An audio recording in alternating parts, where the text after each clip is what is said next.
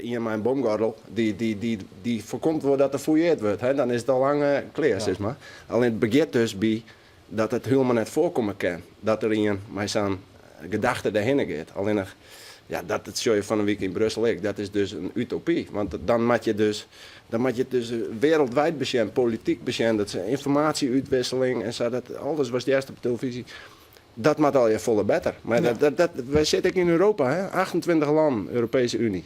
En Europa is een soort patiënt, die lijdt op de operatietafel en er zitten 28 chirurgen omheen.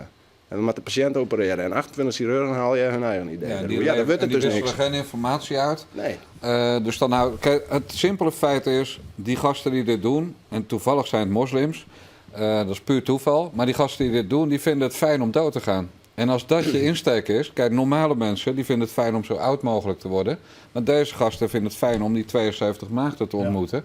Nou, en Marten laten zijn. En als mensen die instelling hebben, ik wil graag dood, daar is geen kruid tegen te gewassen. Ook niet de goede Europese samenwerking. Nee.